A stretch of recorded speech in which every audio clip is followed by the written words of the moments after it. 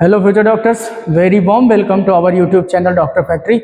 Student, in the previous classes we were discussing about the what is the meaning of photoperiod and how it affect the plants as well as animals. And then after we also completed about the what is the meaning of interaction and what is the meaning of emergence, and we were discussing at the last diversity in the living world. But student, today we will discuss about what are the things given in the NCERTs as well as in the syllabus. Let us discuss. Just wait beta. What we have done already in the lectures in the part 1, part 2, part 3 and part 4. Let us summarize. बेटा आप syllabus देखेंगे तो वहाँ थोड़ा सा variation है as compare to your current NCERT text book. चलिए बताता हूँ मैं आपको क्या क्या है. बेटा 1.1 according to the old NCERT, according to old NCERT पहला देखेंगे तो पहला टॉपिक होता है बेटा व्हाट इज़ लिविंग. क्या व्हाट इज़ लिविंग. और बेटा ये सिलेबस में दिया हुआ है और मैंने ये पढ़ा दिया है पूरी तरह से, कंप्लीट कर दिया. डिफाइनिंग प्रॉपर्टी क्या होती है और कैरेक्टरिस्टिक प्रॉपर्टी क्या होती है और डिटेल्ड डिस्कशन हमने किया. नेक्स्ट बेटा 1.2 में क्या दिया है सर. 1.2 में दिया है बेटा, आप देखेंगे चैप्टर जहाँ शुरू होता है उसके राइट कॉलम में ऐसा देखेंगे, ऐसा बना हुआ है इधर. दूसरे पॉइंट में दिया होगा बेटा what is diversity. What is diversity या diversity in the living world, या सिंपली लिख सकते हैं आप बेटा diversity in the living.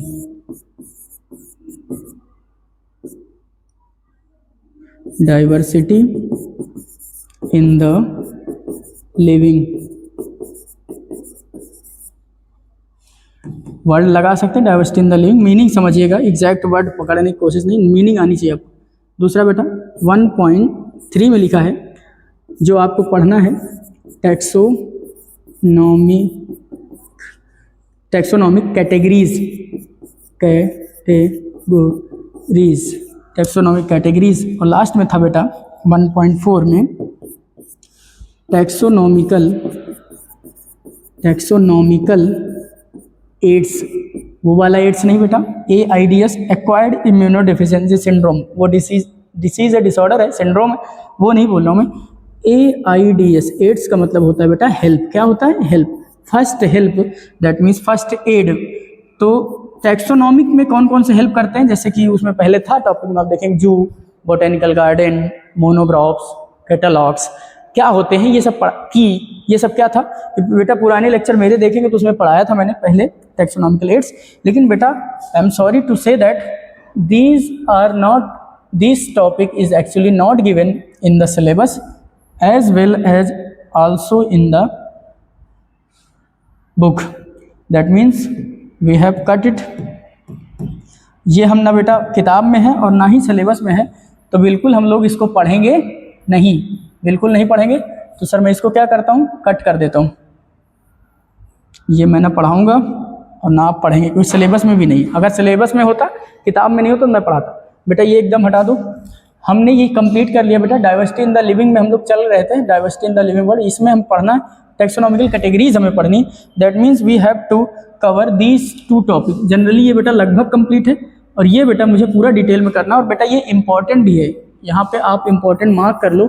NEET में अगर उसने परेशान नहीं किया, जैसे मैंने पूरा पढ़ा है बेटा यूनिट से और साइंटिस्ट के नेम से, साइंटिस्ट के बारे में भी, और बहुत सारी चीज़ें मैंने सिलेबस के अकॉर्डिंग पढ़ाई है व्हाट इज़ लिविंग में. अगर वो परेशान नहीं करेगा तो सीधा अगर वो किताब से चलेंगे तो यहाँ से सवाल ज़रूर पूछेंगे. और ये तो बेटा पढ़ाई डाइवर्सिटी इन द लिविंग, यहाँ पर भी पढ़ें, ये भी किताब में भी है. तो हमने ये कंप्लीट कर लिया, इस पर चल रहे हैं हम लोग और पढ़ेंगे.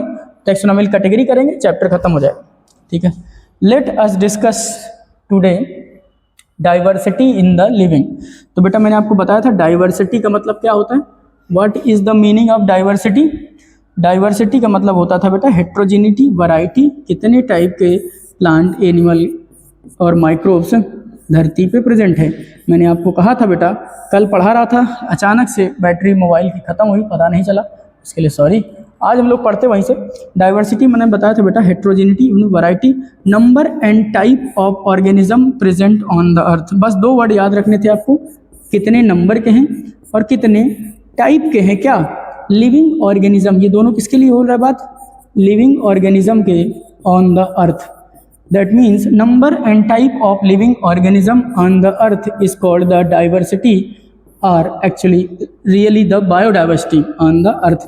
और बेटा कितना था यही हम कल डिस्कस कर रहे थे, तो इसका डेटा कई बार बता चुका हूँ बेटा, बार बार रिवाइज कर लीजिए। कोई कुछ 1.7 से लेके 1.8 मिलियन है, 17 से 18 लाख हैं। क्या ये है बेटा नोन एंड डिस्क्राइब्ड स्पीसीज। ये आप इतने जानते हैं और इनके बारे में साइंटिस्टों ने डिस्क्राइब किया है। Lot of species are waiting to discovered and described. बहुत सारे स्पीसीज अभी हैं जिनको डिस्कवर करना बाकी है बेटा, ये हम लोगों ने पढ़ चुके थे। एक एनालॉजी दी थी आपके एनसीईआरटी में दिया हुआ है बेटा, उसके बारे में थोड़ा सा डील कर लेते हैं। कल वहीं से लेक्चर मेरा थोड़ा सा ब्रेक हो गया था, चलिए सुनिएगा। मैंने कहा था बेटा, ये आपके पास कोई एरिया है जहाँ पे आप एज अ साइंटिस्ट एक्सप्लोर करने गए हैं। ये है साइंटिस्ट का एक्सप्लोरिंग एरिया, इन एरिया 1 बोल सकते हैं। और बेटा ये मैं बनाने वाला हूँ ग्रीन से, एरिया नंबर 2। कल यहीं पे रुक गया था लेक्चर, तो वहीं से शुरू करते बेटा, कुछ भी छोड़ने की आदत नहीं है। तो लेक्चर का आप वो मत गिनो कितने पढ़ा दिए। एरिया 1 है, क्या है बेटा? ये एरिया 1 है, ये एरिया ए बोल सकते हैं। और ये बेटा एरिया 2, ये एरिया बी बोल सकते हैं। Area 1, area 2। जैसे ही आप बेटा ब्लू वाले सर्कल एरिया में एक्सप्लोर करते हैं, तो आपको पता है बेटा area 1 is less than as compare to, comparable जरूरी बेटा। Area 1 is less than area 2, इसलिए बेटा इसमें नंबर ऑफ स्पीसीज मिलने के चांसेस कम है। क्या बेटा? इसमें नंबर ऑफ स्पीसीज मिलने के चांसेस कम है एज कंपेयर टू एरिया 2। बेटा एरिया 2 पूरा एरिया कवर कर रहा है, मतलब इसको एरिया 1 में भी गए और फिर एरिया 2 में भी गए, मतलब पूरा कंप्लीट है ये एरिया 2, और एरिया 1 केवल इतना है।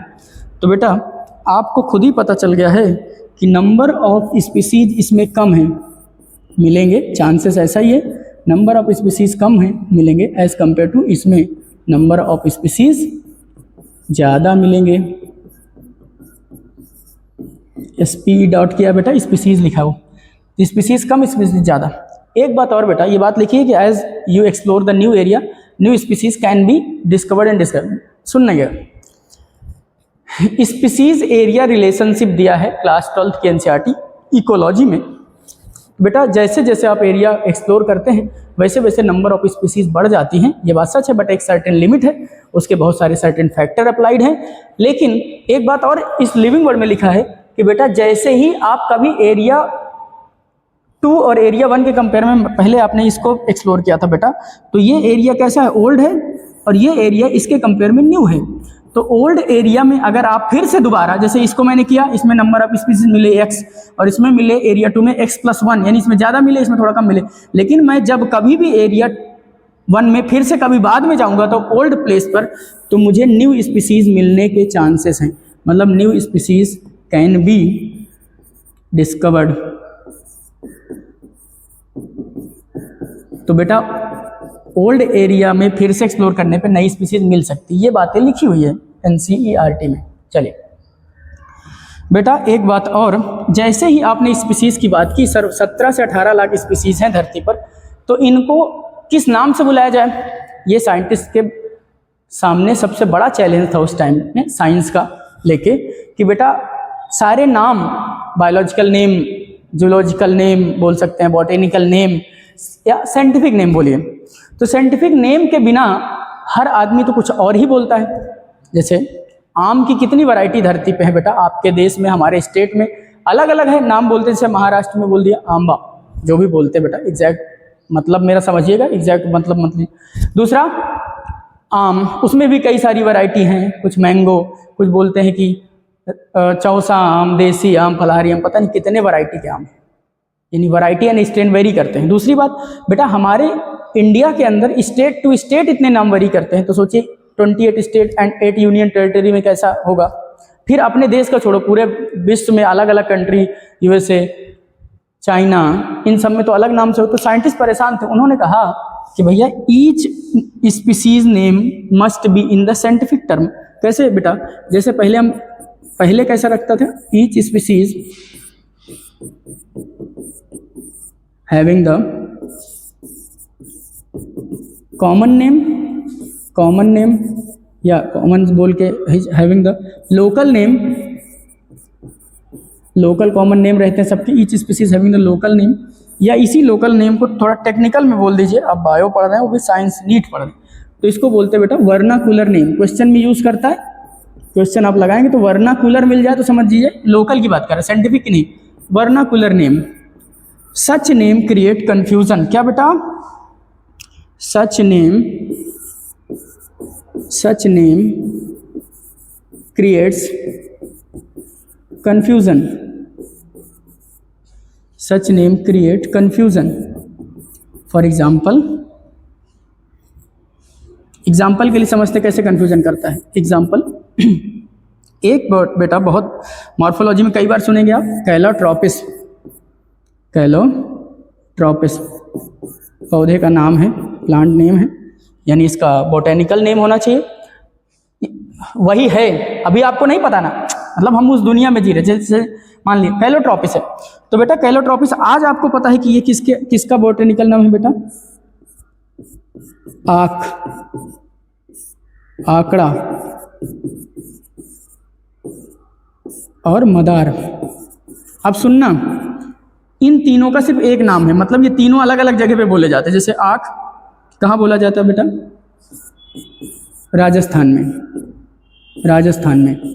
राजस्थान में जाएंगे कैलोट्रोपिस को आँख बोलते हैं। और आप जाएंगे बेटा हिमाचल प्रदेश या सॉरी हरियाणा में, कहाँ, हरियाणा में बोलते हैं इसको आकड़ा। और बेटा एमपी यूपी में हमारे चले जाइए, एमपी यूपी में मिलेगा आपको मदार।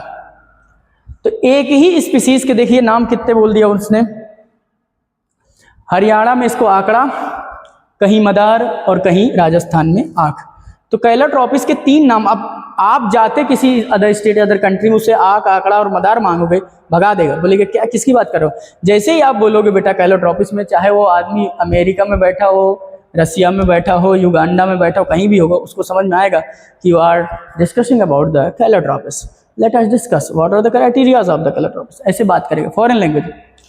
ये रहा बेटा, कंफ्यूजन को क्रिएट हो गया इस बात से। तो sir local name vernacular name से कंफ्यूजन होता, फिर क्या करेंगे बेटा, we have to given the standard name, यानी we have to standardize the thing, यानी स्टैंडर्डाइजेशन इज रिक्वायर्ड, हियर। तो बेटा स्टैंडर्डाइजेशन जरूरी है। स्टैंडर्डाइजेशन के लिए क्या करना पड़ेगा सर, नॉमेनक्लेचर करना पड़ेगा सर, इसका नामकरण करना पड़ेगा। नॉमेनक्लेचर के कई स्टेप होते हैं बेटा, अभी आप मत सोचना नॉमेनक्लेचर के स्टेप पढ़ा रहा हूँ, बस आपको ये है नेमिंग का प्रोसेस करना है, नॉमेनक्लेचर करना है, और नॉमेनक्लेचर करना है, और यानी आइडेंटिफिकेशन करोगे तब ना, पहले आइडेंटिफिकेशन करोगे फिर नॉमेनक्लेचर करोगे, पहले ये होगा फिर ये होगा। तो कहने का मतलब है these things are required, that mean standardisation required है। अब इसको कैसे सॉल्व करेंगे बेटा, इसको सॉल्व किया साइंटिस्टों ने एक टर्म देकर, that is called the binomial nomenclature. चल रहा है ना, बाइनोमियल नॉमेनक्लेचर।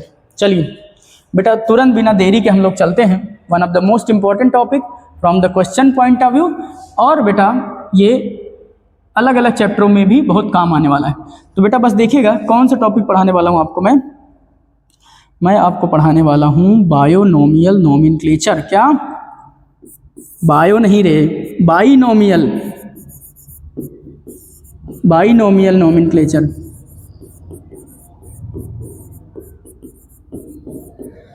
सर देखो, आप हमेशा कभी नाम से रटना नहीं बेटा है, जबरदस्ती नहीं, मैंने पढ़ाया था ना कि जबरदस्ती नहीं। बाई का मतलब बेटा bi, di, tri, tetra, penta, hexa, hepta, octa. Bi का मतलब 2, डाई का मतलब 2, मोनो का मतलब 1, ट्राई मतलब 3, tetra 4, penta 5, hexa 6, hepta 7, oct 8, non, dec 10, non 9, इस तरह से बेटा होता है।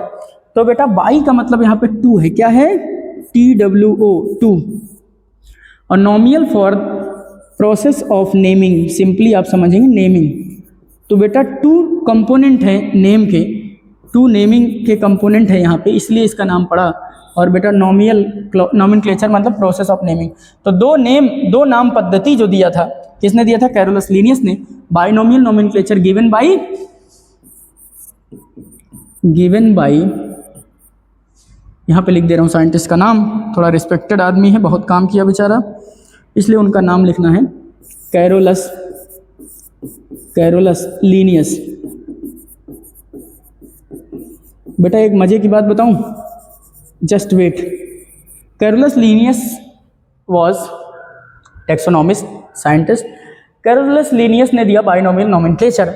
बेटा बाइनोमियल में दो कंपोनेंट होते, कितने कंपोनेंट होते हैं? 2 कंपोनेंट होते हैं। किसी को नाम देने के लिए मस्ट है 2 कंपोनेंट चाहिए। चलिए यहाँ से पता चला सर 2 मजे वाली बात क्या बताऊं बेटा, जब कैरोलस लीनियस 2 नाम पद्धति दे रहे थे, उससे पहले उनका नाम, जहाँ तक मुझे डेटा मिलता है 1735, उससे पहले इनका नाम था, आप जाके गूगल पे सर्च करना, किताब में नहीं मिलेगा, या स्टैंडर्ड किताबें बड़ी पढ़ेंगे उसमें मिलेगा, कार्ल वॉन लिने। इनका खुद का नाम 3 कंपोनेंट में था, कार्ल वॉन लिने। लेकिन जब इन्होंने बाइनोमियल नॉमेनक्लेचर दिया तो अपना नाम बदल लिया, बोले मैं ही नहीं फॉलो करूंगा तो दुनिया के। सोचिए कितना बड़ा लेवल इन लोगों का दिमाग का होता था, और कैसे ये लोग मतलब उस चीज़ पे जीते थे। साइंस का मतलब मैंने बताया था बेटा, कभी रटना और पढ़ना नहीं होता, साइंस का मतलब होता फील करना। तो जब इसने बाइनोमियल नॉमेनक्लेचर दिया और बोला मेरा ही नाम 3 है, ट्राइनोमियल है, तो इसको मैं बाइनोमियल कर लेता हूँ। और कार्ल वॉन लिने ने, आज जाके सर्च करिएगा what is the original name of Carolus Linnaeus, ये लिख के आएगा कार्ल वॉन लिने। और बेटा इसने अपना नाम छोटा किया और कैरोलस लीनियस ने 2 कंपोनेंट दे दिए, फर्स्ट कंपोनेंट, सेकंड कंपोनेंट, लेकिन नाम के नहीं। इधर देखो, कैरोलस लीनियस ने जब बाइनोमियल नॉमेनक्लेचर दिया तो उसमें 2 कंपोनेंट थे। पहला कंपोनेंट क्या डिनोट करता है, दूसरा कंपोनेंट क्या डिनोट करता है, what is the rule of nomenclature, what is the universal rule of nomenclature, वो मैं बताने वाला हूँ, बस सुनिए बेटा। एनसीईआरटी में लिखा है व्हाट इज द, ये सवाल आता है बेटा यहाँ से, यूनिवर्सल रूल ऑफ नॉमेनक्लेचर। बेटा यहाँ पे स्टार मार्क कर लेंगे, या आप इस पूरे टॉपिक में ही स्टार मार्क कर लेंगे। यहाँ से कहीं से भी सवाल आता है और आया हुआ है, आप पीवाई को सॉल्व करो बेटा। बाइनोमियल नॉमेनक्लेचर में मैं स्टार कर दे रहा हूँ, 5 स्टार रेटिंग है, ये सवाल आने के चांसेस हाई हैं। चलिए इधर देखिएगा, rules, what is the universal rule of nomenclature. Universal rule of nomenclature को फॉलो करना पड़ेगा, तभी आप स्टैंडर्डाइजेशन कर पाएंगे और एक सही द्विनाम पद्धति यानी बाइनोमियल नॉमेनक्लेचर दे पाएंगे। सर रूल क्या है बेटा? रूल बताने से पहले मैं एग्जांपल बताता हूँ, फिर रूल तो बताते चलूंगा। सर टेंशन मत लेना, मैं चाहता तो लिख देता, पर आपको उतना फील नहीं होगा, टाइम अलग से वेस्ट होता है। सुनिएगा, एक एग्जाम्पल लेके समझ लेते हैं बेटा। एग्जाम्पल लेंगे हम मैंगो का। किसका? मैंगो का। सर मैंगो का साइंटिफिक नेम क्या होता है? मैंगो का साइंटिफिक नेम होता है बेटा मैंजीफेरा इंडिका। क्या होता है बेटा? Mangifera indica. अब सुनिए कि एक एक चीज बताने वाला हूं इसमें बेटा। फर्स्ट कंपोनेंट, क्या? First component of the name denotes the, ये पूरा ऐसे लिखता हूं इधर ऊपर, अभी अंडरलाइन का अलग मीनिंग है। फर्स्ट कंपोनेंट क्या बताता है बेटा? जीनस या जेनरिक नेम। क्या बेटा? फर्स्ट कंपोनेंट, ये फर्स्ट कंपोनेंट है, और बेटा ये नाम का सेकंड कंपोनेंट है। थर्ड बोल मत बोलना, क्योंकि 2 ही थे तभी तो बाइनोमियल पढ़ा। सेकंड कंपोनेंट, फर्स्ट कंपोनेंट क्या डिसाइड करता है या क्या डिनोट करता है बेटा? ये डिनोट करता है जेनेरिक नेम या जीनस बोल सकते हैं। क्या है? जीनस बोल सकते हैं बेटा, या जेनेरिक नेम। जेनेरिक नेम या जीनस बताता है। और बेटा सेकंड कंपोनेंट बताता है स्पीसीज, या इसको बोल सकते हैं स्पेसिफिक एपिथेट। Specific epithet. चलिए, पहला कंपोनेंट सर जीनस या जेनेरिक नेम बताता है, दूसरा स्पीसीज स्पेसिफिक कंपोनेंट बताता है। बेटा बाइनोमियल नेम या ये नेम कैसा होना चाहिए? Must be in the Latin language and must be written or types in italics. अगर बेटा आप हैंड रिटन है, हाथ से लिख रहे हैं, तो सेपरेटली अंडरलाइन करेंगे। सुनिएगा मेरी बात, मैंजीफेरा इंडिका मैंने हाथ से लिखा है, टाइप नहीं किया, क्योंकि इटैलिक्स में टाइप करता है, यानी तिरछा थोड़ा वो इटैलिक्स लैंग्वेज तो सही होता। और बेटा मैंने हाथ से लिखा है, इसलिए मैं पहला कंपोनेंट और दूसरा कंपोनेंट सेपरेटली अंडरलाइन करूंगा। ध्यान से सुनिएगा, सेपरेटली मैंजीफेरा लिखा हुआ है, फेरा लिखा है, ये क्या हो जाता है, मैंजीफेरा इंडिका। पहला सेपरेटली अंडरलाइन किया बेटा, दूसरा मैंने सेपरेटली अंडरलाइन किया, that means name must be in the separately underline. ठीक है ना, कुछ लोग लॉजिक। चलिए दूसरी बात, sir first word of the first component that is the name of the genus must be in capital letter. क्या बेटा, कैपिटल लेटर में होना चाहिए। कैसा होना चाहिए, देखो कैपिटल से लिखा है मैंने, capital M. Second letter, sorry first letter of second component that denote the specific epithet या species must be in the small letter. बेटा अब इसी को मैं रूल में लिख देता, 5 घंटे लगेंगे, डोंट वरी, पर मैं आपको शॉर्ट में बताता हूँ। एक बात और बेटा, मैंजीफेरा इंडिका नाम बाइनोमियल नोमेनक्लेचर फॉलो करता है और दिया था कार्लोस लिनस ने, इसलिए बेटा साइंस का जो इनका ऑथर है, साइंटिफिक नेम या साइंटिस्ट का नाम है, ऑथर नेम बेटा LINN, लिन। ये किस में, किस फॉर्म में बेटा, ये लिन साइंटिस्ट का नाम बताता है, लिनस का। मैं अलग से लिखता हूँ दूसरे पेन से, डोंट वरी। इधर देखिएगा बड़े आराम से, लिनस में मैंजीफेरा इंडिका लिन लिखा रहता है, LINN। ये लिन क्या बताता है बेटा, this is the name of the author और साइंटिस्ट। ऑथर नेम है, क्या है बेटा, ऑथर नेम, यानी लिनस का नाम है, लिनस साहब का नाम है। और ऑथर नेम बेटा इस स्मॉल लेटर नहीं, कैपिटल लेटर से ही है। और बेटा ये कोई लैंग्वेज नहीं है, लिनस एक नाम है उनका, हिंदी में हो, इंग्लिश में हो, किस भाषा में, उससे मतलब नहीं। तो इसलिए इसको ना इटैलिक्स करना है, not italicized, not in derived in Latin, not italicised. कोई ज़रूरत नहीं इसको इटैलिक्स में करने की, जबकि इसको ज़रूरत है। नॉट इटैलिसाइड, नॉट इन, लिख सकते हैं आप not in any other language. बेटा एक्चुअली नॉट इन लैटिन ये भी लिख सकते हैं, नॉट इन लैटिन या नॉट इन लैटिन, नॉट लैटिनाइज्ड। ऐसा कोई ज़रूरी नहीं है कि लैटिन में ही हो, क्योंकि इसका नाम जरूरी है लैटिन में ही होना चाहिए, क्योंकि लैटिन बेटा एक डेड लैंग्वेज है। आज से 100 साल 150 साल बाद भी वही रहेगी, पहले भी वही थी, इसीलिए लैटिन एक डेड लैंग्वेज, आप पढ़िएगा इसका। तो इसलिए बेटा लैटिन में प्रेफर करते हैं और कुछ नहीं। Not italicized, not Latinized. तीसरी बात बेटा, author name must be in the abbreviated form. क्या, एब्रीविएटेड फॉर्म में चाहिए, एब्रीविएटेड इन शॉर्ट फॉर्म में चाहिए, पूरा नहीं लिखना है, एब्रीविएटेड फॉर्म, ये रूल है बेटा। अब मैं यही एक आपको सिंपली क्या लिख दे रहा हूं, बाइनोमियल नोमेनक्लेचर के rule, binomial nomenclature rule, nomenclature rules are, पहला पॉइंट बेटा, it having the 2 component, first component denote, simply लिखता हूँ, लैंग्वेज में नहीं उलझोगे। फर्स्ट कंपोनेंट रिप्रेजेंट या डिनोट, फर्स्ट कंपोनेंट डिनोट्स, अरे यार, फर्स्ट कंपोनेंट डिनोट्स जीनस या बेटा जीनस या जेनेरिक नेम।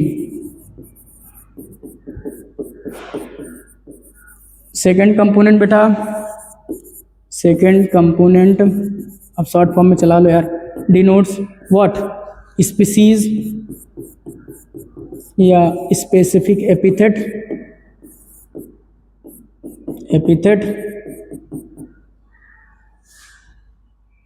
एपिथेट लिखा सही। चलो इधर आ जाओ, must be in Latin, name must be in Latin,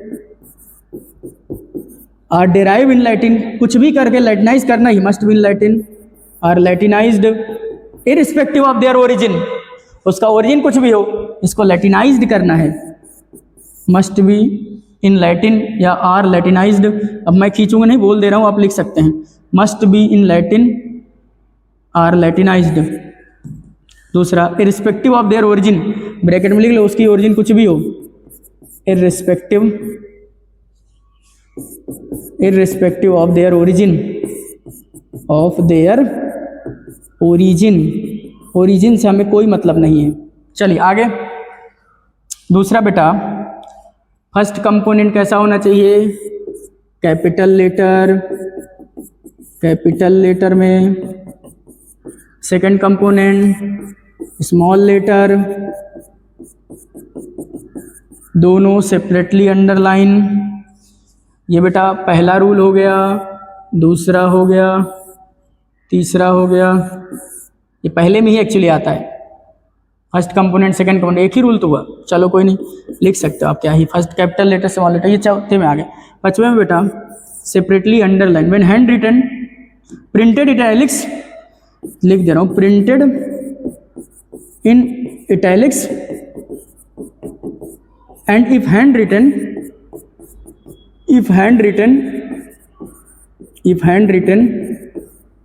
separately underline, separately underlined, separately underlined. चलिए कुछ रह गया क्या? हाँ, ऑथर नेम लास्ट में, last but not least, last में क्या चाहिए बेटा, लास्ट कंपोनेंट में क्या चाहिए, author name, sentence name. Author name NCERT ने यूज़ किया बेटा साफ साफ। ऑथर नेम किस भाषा में, कोई भाषा नहीं मैटर करेगी इसके लिए सिर्फ ये होना चाहिए कि एब्रीविएटेड फॉर्म में होना चाहिए बेटा। एब्रीविएटेड वहाँ लिख दिया मैंने, एब्रीविएटेड फॉर्म में, शॉर्ट फॉर्म में चाहिए। चलिए बेटा ये रहा रूल, लैटिनाइज करिए आप। पहली बात, फर्स्ट कंपोनेंट क्या बताता है, जीनस, दूसरा स्पेसिफिक एपिथेट। सर इन तीनों को पहला कैपिटल लेटर, दूसरा स्मॉल लेटर, दोनों को सेपरेटली अंडरलाइन करेंगे। अगर लिखेंगे तो इटैलिक्स में लिखेंगे। इनकी ओरिजिन हमें लैटिनाइज करनी पड़ेगी, चाहे ओरिजिन कुछ भी हो, irrespective of their language origin. चलिए ये बेटा रहा golden rules of the binomial nomenclature. आप एक बार इसको घूर लीजिए, एग्जाम्पल पहले बता दिया था मैंने।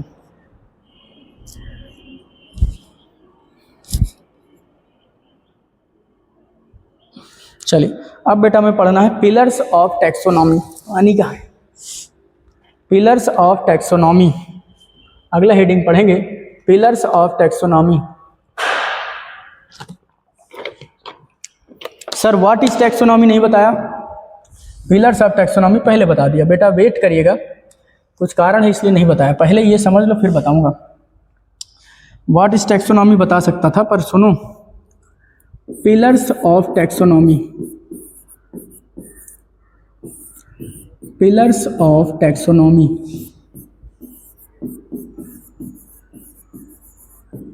बेटा पिलर्स ऑफ टैक्सोनॉमी, पहली बार टैक्सोनॉमी हमें दो प्रकार की पढ़नी है। टैक्सा वर्ड से आया बेटा, टैक्सॉन सिंगुलर है, टैक्सा प्लूरल है। टैक्सा क्या मतलब होता है, category, rank, unit, anything is a taxa.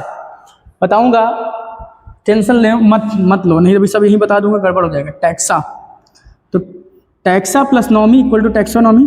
तो टैक्सोनॉमी के बेटा हमें पढ़ने हैं पिलर्स, बट पहले टैक्सोनॉमी दो प्रकार की। कितने प्रकार की बेटा, दो प्रकार की। कौन कौन सी? पुरानी टैक्सोनॉमी यानी ओल्ड वर्जन में क्या बोल सकते हैं आप बताओ, मैं मॉडर्न लिख रहा हूँ, इसको बोलते हैं बेटा मॉडर्न टैक्सोनॉमी। एक है मॉडर्न टैक्सोनॉमी और एक है बेटा कन्वेंशनल, पारंपरिक कन्वेंशनल टैक्सोनॉमी। चलिए यही दोनों के बारे में पढ़ना है बेटा। कंटेंट नीट ओरिएंटेड होना चाहिए, सिलेक्शन ओरिएंटेड होना चाहिए, ना कि ज्ञान देने वाला। इसीलिए मैंने यहाँ से शुरू किया है, टेंशन मत लेना। कन्वेंशनल टैक्सोनॉमी का मतलब क्या होता है बेटा, कन्वेंशनल टैक्सोनॉमी के पिलर कौन कौन से हैं? इसके बेटा 4 पिलर हैं। कितने हैं? 4 पिलर हैं कन्वेंशनल टैक्सोनॉमी के। सुनिएगा, सिंपली लिखूंगा 1 2 3 एंड दिस इज द 4। कौन कौन से बेटा? पहला बेटा फील नहीं होगा, टेंशन मत लेना, अभी फील करेंगे हम लोग बढ़िया से, उसको पढ़ाऊंगा फिर से। पहला है बेटा, अभी लिखना है सिर्फ आपको, सुनना है, कैरेक्टराइजेशन। क्या है बेटा? कैरेक्टराइजेशन। क्या? पहला कैरेक्टराइजेशन। दूसरा कैरेक्टराइजेशन के बाद बेटा आइडेंटिफिकेशन। आइडेंटिफिकेशन के बाद बेटा क्लासिफिकेशन। और बेटा क्लासिफिकेशन के बाद आप करेंगे उसका, क्लासिफिकेशन के बाद करेंगे इसका नामकरण, नॉमेनक्लेचर। पुरानी एनसीईआरटी में एक जगह थोड़ा सा गड़बड़ी लिखा है, आपने एनसीईआरटी पढ़िएगा, सही लिखा है, यही स्टेप है नॉमेनक्लेचर। एक बार आप नज़र देख लीजिए किताब में बेटा, एकदम सही लिखा है। पहला कैरेक्टराइजेशन, दूसरा आइडेंटिफिकेशन, तीसरा क्लासिफिकेशन, चौथा नॉमेनक्लेचर। सर ये में फील नहीं हुआ, कोई बात नहीं बेटा, फिर से पढ़ेंगे। मॉडर्न टैक्सोनॉमी किस पर बेस्ड है बेटा? Modern taxonomy is based on internal structure, external structure plus CDE। क्या है ये सर? CDE बताता हूँ, डोंट वरी।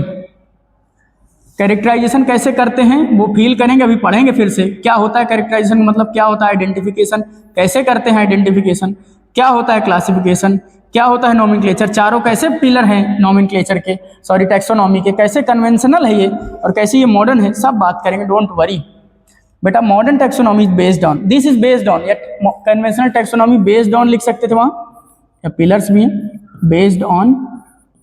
और बेटा ये किस पर बेस्ड है? बेस्ड ऑन, इतना बेस्ड ऑन किस पर बेस्ड है बेटा? इंटरनल स्ट्रक्चर, एक्सटर्नल स्ट्रक्चर, किताब में ऐसे लिखा है पर मैं पहले लिख देता हूँ। एक्सटर्नल स्ट्रक्चर यानी मॉर्फोलॉजी प्लस इंटरनल स्ट्रक्चर यानी एनाटमी, इंटरनल स्ट्रक्चर यानी एनाटमी प्लस CDE, रटते रह जाते हो तुम, CDE बता रहा हूँ क्या है, C plus D plus E। Cell structure, developmental process, ecological information. आइए इधर देखिएगा, मॉर्फोलॉजी बेटा ये है मॉर्फोलॉजी, मॉर्फोलॉजी। इंटरनल स्ट्रक्चर है बेटा एनाटमी, और बेटा ये है C फॉर सेल स्ट्रक्चर, क्या cell structure, D for developmental process, उधर लिख दे रहा हूं ऊपर, डोंट वरी सही से हो जाएगा। डेवलपमेंटल प्रोसेस, डेवलपमेंटल प्रोसेस, और लास्ट में है बेटा ecological information, ecological information dot. बेटा ecological information, developmental process, cell structure, anatomy और मॉर्फोलॉजी, ये सब आप बता दीजिए, इतने सारे पॉइंट पर बात कर लीजिए तो मॉडर्न टैक्सोनॉमी पर आप आ जाएंगे। कन्वेंशनल टैक्सोनॉमी इस पर बेस्ड है, सवाल ज़्यादा इधर से आते हैं, इधर तो नई बात लिखी थी, इसलिए बेटा मैंने आपको रटने के लिए बहुत आसान बता दिया कि आप बाहर से देख लीजिए ऑर्गेनिज्म का ढांचा, अगर इंटरनल कट करके पढ़ेंगे तो एनाटमी हो जाएगी, साथ में उसका सेल का स्ट्रक्चर कैसा है, यानी प्रोकैरियोटिक है, यूकैरियोटिक है, कैसे सेल ऑर्गेनेली है, सेल स्ट्रक्चर हो जाएगा। उसके बाद आप बेटा देखेंगे डेवलपमेंटल प्रोसेस कैसा है, कैसा अलग अलग वेरिएशन से डेवलप हो रहा है, और लास्ट बेटा इकोलॉजिकल क्या इन्फॉर्मेशन मिलती है। सिर्फ इसमें इवोल्यूशनरी रिलेशनशिप नहीं है, नहीं तो यही टैक्सोनॉमी प्लस इवोल्यूशनरी रिलेशनशिप बन जाता है, क्या सिस्टमैटिक्स। आगे पढ़ेंगे, don't worry, just come back. Sir आपने बताया था कि ये फील नहीं हुआ, conventional taxonomy, characterisation, identification, nomenclature, classification कैसे कैसे होता है, यही चीज बेटा फील करने की कोशिश करते हैं, जस्ट वेट।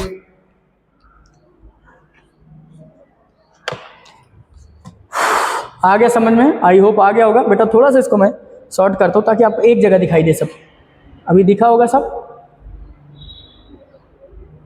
अभी दिखा ये।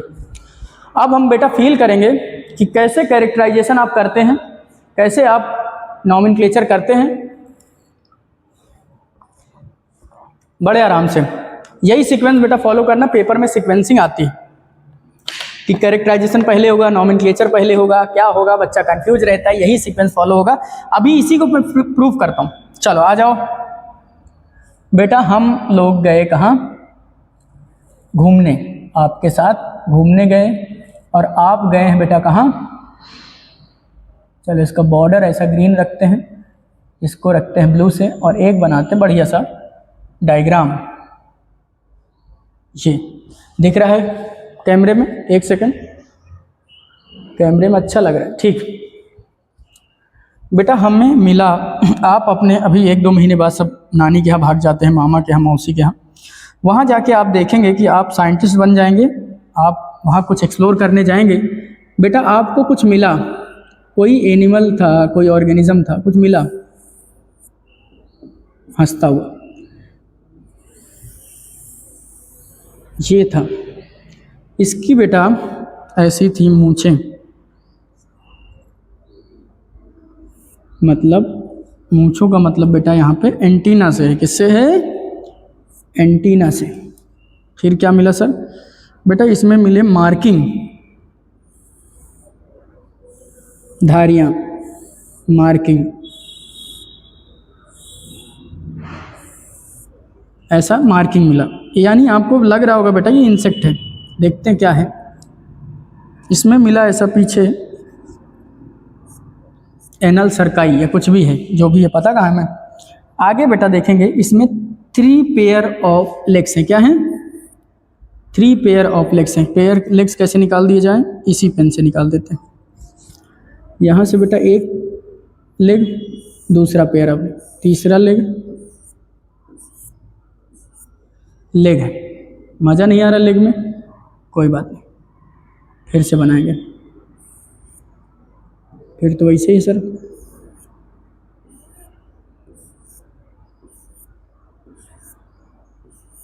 जैसा मार्किंग वैसा लेग बना दिया। बनाने कुछ भी बना सकते हो बेटा आप। तीसरा बेटा इनके बेटा पेयर ऑफ विंग्स हैं। क्या हैं? 2 पेयर ऑफ विंग्स हैं। कितना पेयर ऑफ विंग्स है? अब बनाने में मत जाना बेटा, 2 पेयर ऑफ विंग्स। चलो बहुत। एक इंसेक्ट दिखाई दे रहा है। कैसा दिखाई दे रहा है बेटा? इंसेक्ट दिखाई दे रहा है। देखते हैं, दिख रहा है? बहुत बढ़िया दिख रहा है। चलो बेटा इंसेक्ट देखिएगा कैसा दिख रहा है। इसमें क्या क्या आप बता सकते हैं? आपको प्रीवियस कुछ नॉलेज है तो आप क्या क्या बता सकते हैं बेटा? मैं लिखने की कोशिश करता हूँ, दिख रहा है कि नहीं पता नहीं। यहाँ पे ये एंटीना है, ये सर पेयर ऑफ विंग्स हैं, ये 3 पेयर्स ऑफ लेग्स हैं बेटा। इधर से लिख सकते हैं, इधर से भी लिख सकते हैं सर। ये काइटिनस एक्सोस्केलेटन है, ब्लैक मार्किंग जो काइटिन, और बेटा ये है एनल सर्काई। जरा ध्यान से सुनिएगा, एक एक बात लिखिए। क्या लिखा बेटा इसका? Antenna, ANTENNA, antenna. ये क्या है बेटा? Pair of wings. क्या है? 1 पेयर ऑफ विंग्स। एक पेयर ये है, एक पेयर, दोनों मिला के ना बेटा पेयर ऑफ विंग्स। पेयर का मतलब होता है 2। अब ये थोड़ी बताना पड़ेगा। Pair of wings. ये क्या बेटा? 3 पेयर ऑफ लेग्स। क्या है? 3 पेयर ऑफ लेग्स। और ये है बेटा एनल सर्काई, जो कि सिर्फ ये मेल कॉकरोच में पाई जाती है, तो इसलिए मेल कॉकरोच हो गया। अभी कॉकरोच तुम्हें पता नहीं था, लेकिन इंसेक्ट है सर। ये मुझे पता चल गई, काइटिनस एक्सोस्केलेटन है। क्या है? काइटिन का मजबूत होता है, और बेटा वो काइटिनस एक्सोस्केलेटन है। क्या है? काइटिनस एक्सोस्केलेटन है। क्या है? दिख नहीं रहा होगा ना? काइटिनस एक्सोस्केलेटन है सर। अगर इतना फीचर मुझे पता हो जाए तो मैं समझ जाऊंगा ये पक्का इंसेक्ट है। और ये कॉकरोच है, ये तो डिसाइड बाद में करेंगे, कॉकरोच का फीचर पता। सर ये इंसेक्ट अगर है तो इसका मतलब है हमने क्या किया? मेंशनिंग ऑफ ऑल कैरेक्टर कर लिया, सारे कैरेक्टर को मेंशन कर लिया। यानी बेटा आपने पहला काम किया है मेंशनिंग ऑफ ऑल कैरेक्टर। आपने क्या किया बेटा? एक्चुअली आपने कर लिया है कैरेक्टराइजेशन। देखिए पहला स्टेप वहाँ ऊपर, कैरेक्टराइजेशन का मतलब क्या होता है? Mentioning of all character. जितने आपको इजीली ऑब्जर्वेबल कैरेक्टर दिख रहे थे उसको आपने मेंशन कर लिया। Mentioning of all character, mentioning of all character, ये आपने कर लिया बेटा। तो इसका मतलब है आपने पहला क्या कर लिया? कैरेक्टराइजेशन। बेटा कोई भी स्पीशीज आपको धरती में घूमते घूमते कहीं मिल जाए जिसके बारे में साइंस को ना पता हो, साइंटिस्ट को ना पता हो, आप बता देना, उसका कैरेक्टराइजेशन पहले एक ओवरलुक ले लो बाहर से। सर आपने कैरेक्टराइजेशन कर लिया, फिर ये सर किसकी तरह मिलता है इसको आइडेंटिफाई करके मैच कराना पड़ेगा। यानी दूसरा स्टेप आप करेंगे बेटा इसको identification. What is the meaning of identification? Sir कैसा दिखेगा, कैसा पहचानोगे? आइडेंटिफिकेशन का मतलब क्या होता है बेटा? Identifying organism on the basis of character. क्या? Identifying organism, identifying organism on the basis of character. जो आपको कैरेक्टर मिले उससे पहचानने की कोशिश करो। Identifying organism on the basis of easily observable character या outer observable character, morphological character, कुछ भी लिख सकते हो, लैंग्वेज से मत खेलो। Identifying organism on the basis of character, external character, appearance जो आपको पता है। बेटा ये आपने दो काम कर ले, कैरेक्टर आइडेंटिटी, फिर बेटा आप जब दो चीज़ें पता चल जाएगी तो क्लास इंसेक्टा में रखना है कि कहाँ रखना है, किस फाइल में क्या रखना है, कौन सी टैक्सॉन, कौन सी कैटेगरी देना चाहते हैं वो दे दीजिए क्लासिफिकेशन में। क्लासिफिकेशन में बेटा क्या करेंगे आप, पहला ये बेटा एक सिंगल स्टेप प्रोसेस नहीं, पहली बात तो ये पता होना चाहिए। Grouping organism on the basis of easily observable character. क्या बेटा, grouping of organism on the basis of easily observable character. जो कैरेक्टर इजिली ऑब्जर्वेबल हो रहे हैं उसके बेसिस पर आपने क्या कर दिया, ग्रुपिंग कर दिया। बेटा grouping classification make the study easier, हमारे अध्ययन को आसान बना देता है ग्रुपिंग, इसलिए बेटा इसको क्लासिफिकेशन बोलते हैं। And classification is not a single step, it is not a single step, यानी क्लासिफिकेशन सिंगल स्टेप नहीं है। क्या, क्लासिफिकेशन सिंगल स्टेप नहीं है। एंड बेटा लास्ट में आप जब सब ये काम कर लेंगे कर्मकांड, तब आप इसको हैप्पी बर्थडे टू यू यानी नामकरण दे देंगे। नॉमिनक्लेचर का मतलब नामकरण संस्कार। बेटा हमारे वैदिक धर्म में कैसे कितने संस्कार, 16 संस्कार होते हैं, जैसे कि नामकरण संस्कार भी होता है, उसी तरह ऑर्गेनिज्म का भी नाम रखना है नॉमिनक्लेचर रूल को फॉलो करते हुए। इसलिए बेटा प्रोसेस ऑफ नेमिंग कर देंगे कि ये भैया पेरीप्लैनेटा यानी क्या है, Periplaneta Americana cockroach, Americana species कौन सी वो नहीं पता था, पेरीप्लैनेटा था। अब जो आपको मिल जाए वो आप अपने नाम से रख लो। Process of naming, process of naming, इसका नामकरण दे दिया। देखिएगा कितना सिंपली मैंने आपको पढ़ा दिया बेटा। एक आप गए थे नानी के यहाँ, आपको एक फॉरेस्ट में कीड़ा मिला, आप उसको उठाए, उसमें 2 पेयर विंग दिखे, 3 पेयर लेग दिखे, एक एनल सर्काई दिखा, एक कार्टेंसियल एंटीना दिखा। आप मुझसे एनिमल किंगडम पढ़ के गए थे, phylum arthropoda, class insecta, kingdom Animalia, chapter number 4 animal kingdom, मैं ये पढ़ा चुका था। तो बच्चों को लगा कि सर ने तो बताया था ये सब, वही चीज़ों ने उन्होंने लिख ली। लास्ट में उन्हें ये भी पता था, पहला चैप्टर भी पढ़ के गए थे, तो उन्हें पता चला कि सर ने कहा था कि 4 सीक्वेंस करना, कैरेक्टराइजेशन, आइडेंटिफिकेशन, क्लासिफिकेशन। फिर इसमें कैसे फॉलो किया उन्होंने, कैरेक्टराइजेशन में इजिली ऑब्जर्व कैरेक्टर को मेंशन कर लिया, फिर आइडेंटिफिकेशन करके उनको जो बेसिस है कैरेक्टर के आधार पर लिखा, फिर क्लासीफाई कैसे किया, ग्रुपिंग किया, एक सिंगल स्टेप नहीं था फिर भी ग्रुपिंग हो गई। और बेटा बाद में इसको नेम नॉमेनक्लेचर यानी नामकरण संस्कार दे दिए गए। This is the actually the rule that followed by any taxonomist. चलिए बेटा किसी का नेमिंग कोई ऑर्गेनिज्म ऐसे नहीं दे सकता। कितने मिनट हुए बेटा, जस्ट वेट, 42 आ पाएगा क्या? चलिए बेटा 1 सेकंड। कोई भी आदमी नेम नहीं दे सकता है बेटा, उसके लिए हमें क्या करना पड़ेगा, एक ऑर्गेनिज्म, किसी भी ऑर्गेनिज्म के लिए अथॉरिटी रूल्स बनानी पड़ेगी। क्या बनाना पड़ेगा, अथॉरिटी एंड रूल्स। अब इसको रफ करना, authority and rules for the nomenclature. क्या देना पड़ेगा, बस इसी को ख़त्म करते हैं ताकि लेक्चर ज़्यादा टाइम का हो जाता है, दिक्कत करता है। बेटा इधर हमें लिखने हैं लिविंग ऑर्गेनिज्म के नाम, उधर लिखना है हमें बेटा अथॉरिटी या ऑर्गेनाइजेशन जो रूल देगी, इधर लिखना है ऑर्गेनिज्म। ऑब्वियस बात है लिविंग ऑर्गेनिज्म की बात चल रही, ऑर्गेनिज्म। दूसरा है बेटा अथॉरिटी या रूल्स, अथॉरिटी कौन है भाई, authority are rules given by any institution या जो भी देगा उसका नाम लिखेंगे। क्या लिखेंगे बेटा, authority and rules for their naming. Authority and rules लिख सकते हैं, रूल्स फॉर नेमिंग। बेटा 2 एनसीईआरटी में लिखी हुई है, मैं थोड़ा और 1-2 ज़्यादा लिखा देता हूँ क्योंकि सिलेबस में और चीज़ें भी होती हैं। एक ही चैप्टर आप बैठ जाते हो पकड़ के और बोलते हो ये लिखा ही नहीं। इधर पहला बेटा एनिमल्स, एनिमल्स। दूसरा बेटा प्लांट्स, इन्हीं दोनों का लिखा हुआ है। इसके लिए बेटा बनाई गई है अथॉरिटी जिसका नाम है बेटा, क्या नाम है जल्दी बोलेंगे, इसका नाम है बेटा ICZN। क्या, ICZN। और इसका नाम है बेटा ICBN। क्या, ICBN। ये बेटा इसका फुल फॉर्म है इंटरनेशनल कोड। इसमें क्या लगाओगे आप, ऑफ की फॉर, मुझे बताओ, तब तक सोच लो। इंटरनेशनल कोड फॉर कि ऑफ, बेटा ये एनिमल्स है इसलिए इसमें लगेगा of, international code of zoological nomenclature, zoological nomenclature. बेटा मैं सब में नहीं लिखूंगा फुल फॉर्म, मैं बताऊंगा जरूर आपको क्योंकि वीडियो लेक्चर खिंच जाता है, बहुत वेस्ट करेगा टाइम अभी अपना। ICBN क्या होता है बेटा? International code for botanical. बेटा यहाँ पे अब आप ऑफ नहीं फॉर बोलोगे, क्या बोलोगे? For botanical nomenclature, botanical nomenclature. बेटा आप समझिए, इसको सुनिए, इंटरनेशनल कोड ऑफ, बेटा ऑफ लगा है, नई किताब में अगर फॉर लिख दिया तो कोई दिक्कत नहीं, पुरानी में ऐसे ही था।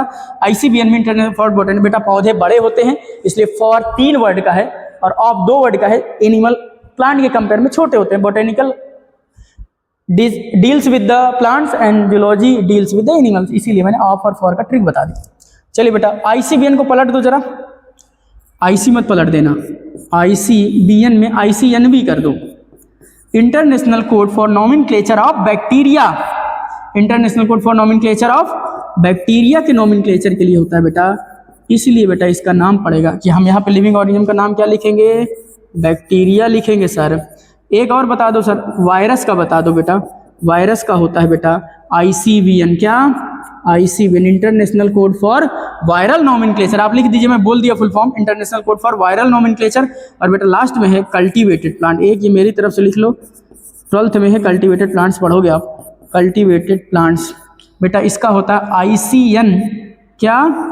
ICN international code of, international code for nomenclature of, किसके लिए बेटा? ये हो जाएगा बेटा CP लगा दो बस, ICN CP cultivated plant, international code for nomenclature of cultivated plants. आप एक बार वाइस को मेरे वाइस कर लिख कर सकते फिर से रिव्यू करके। चलिए ये रहा बेटा authority and rules for the nomenclature, ये मुझे लिखा देना चाहिए था पहले पर मैं अभी याद आया। जस्ट याद क्या करेंगे बेटा आप, ये 2 तो मस्ट है याद करना, इसलिए मैंने इस पेन से लिख दिया है।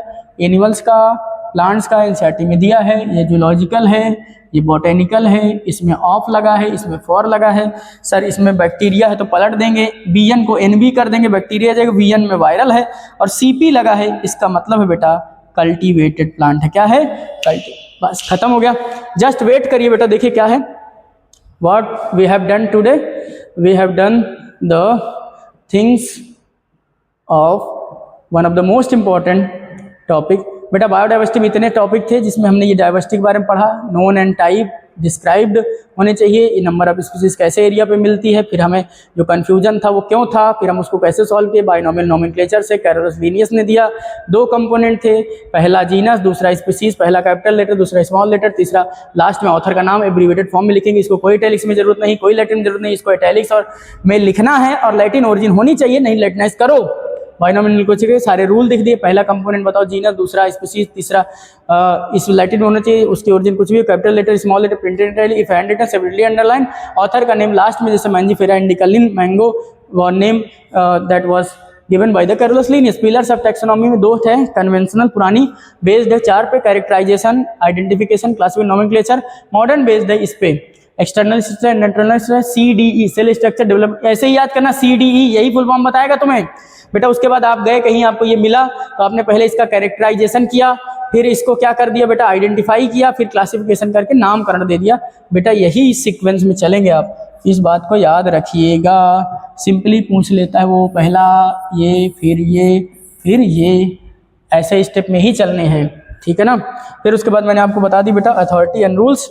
अथॉरिटी में प्लांट्स के लिए ICZN, सॉरी एनिमल के लिए ICZN, प्लांट्स के लिए ICBN, बैक्टीरिया ICNB, वायरस के लिए ICVN and ICNCP cultivated plant के लिए। Rest of the thing will be completed in the next lecture.